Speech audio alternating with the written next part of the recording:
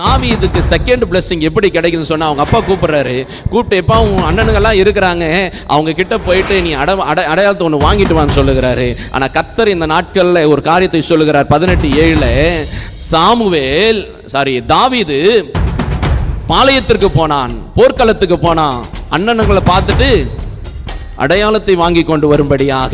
ஆனா கர்த்தர் இன்னைக்கு உங்களை பார்த்து நம்மை பார்த்து சொல்லுகிற காரியம், நீங்கள் அடையாளத்தை வாங்கும்படியாக இருக்கிறதான மனிதர்கள் அல்ல, நீங்களே அடையாளமாக மாற்றப்படுகிறதான மனிதர்கள். எத்தனை பேர் விசுவாசிக்கிறீங்க? அல்லேலூயா, அல்லேலூயா. நீங்க அடையாளத்தை வாங்குகிறவர்கள் அல்ல, நீங்கள் அடையாளத்தை தேடுகிறவர்கள் அல்ல, நீங்க தான் தேவனுக்கு முன்பதாக அடையாளமாக இருக்கிறீர்கள். அல்லேலூயா.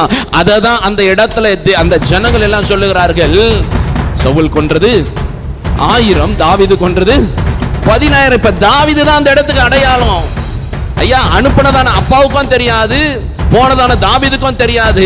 அவங்க 2 பேரும் நினைச்சிட்டு போனது 2 பேருடைய காரியத்திலும் இருந்தது அடையாளத்தை வாங்கி கொண்டு வர வேண்டும் என்று சொல்லிதான். ஆனால் தாவீதோ தேவனுக்கு முன்பதாக தாழ்மையாய் இருந்தபடினாலே கர்த்தர் தாவீதை அந்த தேசத்தின் அடையாளமாய் மாற்றினார். அல்லேலூயா, அல்லேலூயா. பக்கத்துல சொல்லுங்க, கர்த்தர் இன்னைக்கு உங்களை அடையாளமா மாத்துறாரு. நீங்க தான் உங்க வீட்டுக்கு அடையாளம், நீங்க தான் இந்த தேசத்துக்கு அடையாளம், நீங்க தான் உங்க குடும்பத்துக்கு அடையாளம், உங்களுடைய வேலையில நீங்க தான் அடையாளம். எங்கெங்க அந்த சிஸ்டர் அவங்க வந்தாதாங்க கரெக்டா இருக்கும், எங்கெங்க அந்த ஐயா அவங்க வந்தாதான் கரெக்டா இருக்கும், அவங்க வந்தாதான் அது நிறைவா இருக்கிற மாதிரியே இருக்குது. இப்ப நான் சொல்ல முடியும், தாவீதை அவங்க அப்பா அடையாளம் வாங்கி கொண்டு வரும்படியாக சொன்னாரு.